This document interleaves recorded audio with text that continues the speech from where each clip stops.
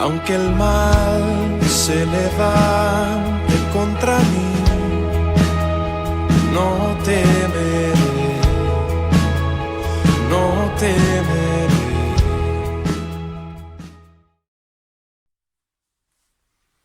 Mis hermanos, Dios les bendiga. Vamos a compartir en este día el sermón de día domingo. Y quisiera que abran sus Biblias en Primera de Pedro capítulo 4. Allí tendremos lectura entonces y dice así. Versículo 14. Si sois vituperados por el nombre de Cristo, sois bienaventurados porque el glorioso Espíritu de Dios reposa sobre vosotros. Ciertamente de parte de ellos Él es blasfemado, pero por vosotros es glorificado. Así que ninguno de vosotros padezca como homicida o ladrón o malhechor o por entremeterse en lo ajeno. Pero si alguno padece como cristiano, no se avergüence, sino que glorifique a Dios por ello. Porque es tiempo de que el juicio comience por la casa de Dios, y si primero comienza por nosotros, ¿cuál será el fin de aquellos que no obedecen al Evangelio de Dios? Si el justo con dificultad se salva, ¿en dónde aparecerá el impío y el pecador? De modo que los que padecen según la voluntad de Dios encomienden sus almas al Creador y hagan el bien. Queridos hermanos, verdaderamente vemos nosotros acá que muchas veces este texto de que el juicio comienza por la casa se usa mal. Y a veces se ha usado para amedrentar y también hacer que las personas se pongan un poquito nerviosos, en fin. Pero quisiéramos darle el sentido correcto a este versículo que realmente debe tener. Y como decía también un pastor por ahí, a veces somos nosotros mismos los cristianos como los 10 espías, que fueron, como decía él, a la tierra prometida y lo único que vieron fueron cosas malas y dieron un reporte terrible, que no le quedó ganas a la gente de poder ir a sondear la tierra. Sin embargo, los 2 espías, ellos que eran los 2 espías del Señor, tuvieron un muy buen informe y animaron al pueblo a ir. Entonces, quisiera compartir diciendo, comenzar a compartir diciendo lo siguiente, que si en esta vida, como dice el texto, somos vituperados, ¿qué significa esto? Censurados, desaprobados, deshonrados, ¿sí? Dice el texto bíblico allí que somos bienaventuradas en la iglesia de Dios. ¿Por qué?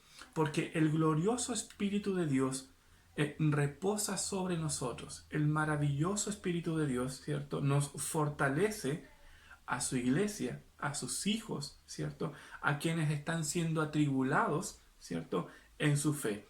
Y no siempre quiere decir, hermanos amados, que alguien nos persigue o algún sistema nos persigue, sino que también está puesto tal vez, y haciendo la aplicación, ¿cierto?, tiene que ver como cuando nosotros igual estamos luchando por nuestra fe, luchando por ser leales a Cristo. A lo mejor muchos de ustedes hoy día están luchando por ser fieles y no separarse y no apartarse, ¿cierto?, y no caer.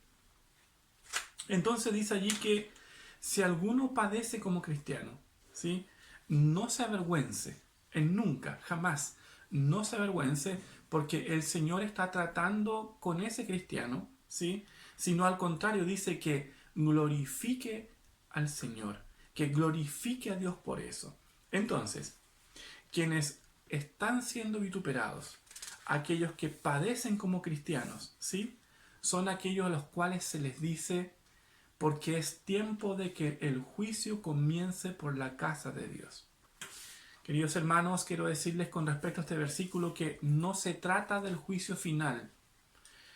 No se trata del juicio final, sino que se trata de una cita que el Señor ha de tener con nosotros, con su iglesia, donde pasaremos por un examen delante de Él, ¿cierto?, con Cristo, delante de Cristo. Nuestras almas no estarán en juego jamás. La salvación de nuestras almas allí en ese juicio no está en peligro. En ese juicio recibiremos proporcionalmente según nuestra estadía y cómo haya sido, ¿cierto?, nuestra vida aquí en la tierra.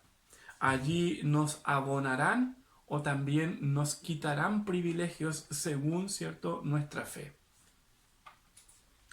Entonces, como dice, ¿cierto? Y como dice, debe ser primero a los creyentes. Y tiene mucho sentido en lo escatológico. ¿Por qué?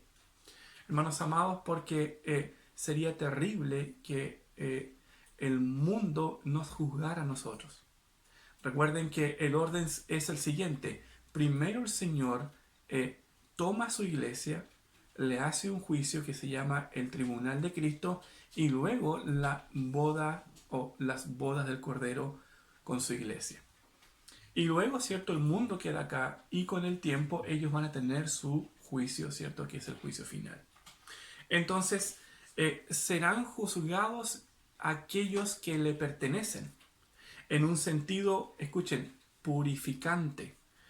Los que son de Cristo van a ser purificados allí, ¿cierto? Como lo es el fuego para el oro, ¿cierto? Que refina, y también para ellos que no son hijos del Señor, ¿cierto? Como lo es el fuego para la paja o el rastrojo que es quemado después de las cosechas. Ya que para el cristiano, hermanos amados, el castigo, pensando en juicio, el castigo fue pagado por completo por nuestro Señor Jesucristo en la cruz. No hay tal cosa como un castigo para la iglesia. El castigo lo recibió Cristo cuando murió por nosotros allí en la cruenta cruz. Entonces, es importante que el juicio comience primero por la casa de Dios. Ahora el texto dice, y si primero comienza por nosotros, ¿cuál será el fin de aquellos que no obedecen el Evangelio? Hermanos míos, yo hoy día no quiero hablar tanto de los que no obedecen, aunque esperamos que a través de este sermón y a través de estas palabras, todos aquellos nuestros amigos que están escuchando que hoy día no obedecen, como dice el texto bíblico, ¿cierto? El Evangelio, las buenas nuevas de Cristo, las buenas noticias para tu alma, puedas colocarte de este lado. Entonces, de modo que, ¿cierto? Los que padecen, ahí está, ¿cierto? Según la voluntad de Dios, encomienden sus almas al fiel Creador.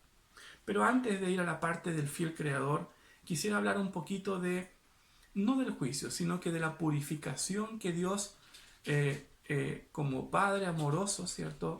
Nos pone aquí en este mundo para que podamos ser limpios y cada vez podamos dar más frutos. ¿Por qué nuestro Padre Celestial nos disciplina? ¿O por qué el Señor nos da esta disciplina purificadora? Como ya sabemos que no se trata de un juicio final, vemos como dice Hebreos 12:7, Dios nos trata como a hijos, por eso nos va purificando. Y quiero dar 4 puntos importantísimos que tienen que ver con la disciplina o cómo un padre, ¿cierto? Un padre que ama, corrige a su hijo o a su hija. Lo hace para mostrarnos el potencial que tenemos nosotros también, los hijos de Dios, para pecar. No debemos olvidar que también pecamos. Entonces, cuando nos va purificando, nos va disciplinando, también cuál padre, ¿cierto?, le muestra a ese hijo de lo que es capaz de hacer y evita que él cometa ese error. 2, para animarnos a alejarnos del pecado y depender más de él. El Señor nos disciplina o nos corrige, o a lo mejor te está corrigiendo a ti hoy día y tú sientes que el Señor te está animando a más. Lo está haciendo no para alejarte de él, sino para que empieces a venir a su presencia y dependas un poco más de él. Para prepararnos a fin de que enfrentemos desafíos futuros como cualquier padre de familia, que sabe que su hijo en el futuro va a tener que enfrentarse a cuestiones que son a lo mejor un poco más graves o más difíciles de resolver. Entonces el Señor te disciplina ahora para que mañana, cuando se ponga la cosa más difícil, tú y tu familia puedan salir adelante. Y para ayudarnos a permanecer fieles y ganar paciencia, porque la paciencia se puede perder. Madurar y entender el plan de Dios.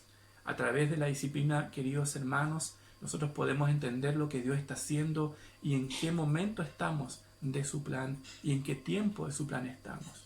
Entonces vemos allí que el Señor lo hace justamente por eso.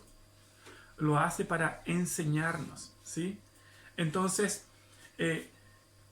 dice que ahora debemos encomendar aquella iglesia que va a pasar por juicio, que es la iglesia de Cristo, que no pierde nada, que no pierde la salvación, que está delante de Dios y su alma no es puesta en peligro, le pide a esta iglesia, ¿cierto?, que encomiende su alma al Creador y haga el bien, pensando en que somos vituperados por hacer la obra de Dios. Y cuando habla justamente de encomendar, tiene que ver con cómo nosotros ponemos algo precioso o ponemos nuestra vida como que fuera una moneda en la mano de un amigo, que es Cristo. Y entonces estamos nosotros escondidos en Él. Y luego, ¿cierto?, sobre eso hacemos el bien. Esto explica por qué muchos no hacen el bien o les cuesta dedicarse a la obra de Dios, porque sus vidas están escondidas en sí mismos. Pero aquí dice que debemos poner nuestras vidas y esconderlas en Dios, ¿cierto? Encomendar nuestras almas a Él. Y vemos acá entonces que a través de esta analogía de esconder, ¿cierto?, este tesoro en las manos de Dios, nosotros podemos comenzar a vivir tranquilos y confiados. Te invito, querido hermano, querido amigo que estás escuchando, ¿cierto?, a que aceptes como hijo, ¿cierto?, la disciplina, la corrección que a lo mejor estás teniendo hoy día de parte de Él. Que con gratitud, ¿cierto?, como un buen hijo a un padre amoroso puedas corresponder y decir: sí, amén, Señor, tú quieres lo mejor para mí. Y que esta corrección, ¿cierto?, es un indicio seguro, ¿cierto?, del amor profundo que Dios tiene por ti, por tu familia, ¿cierto?, y por todos aquellos que tú amas. Que el Señor te pueda ayudar a salir adelante y puedas conocer a este Dios maravilloso un poco más y puedas atesorarlo en tu corazón hasta el día que Él venga por nosotros para llevarnos a las bodas del Cordero. Dios te bendiga. Escudo alrededor de mí, no temerá mi corazón, la salvación es del Señor.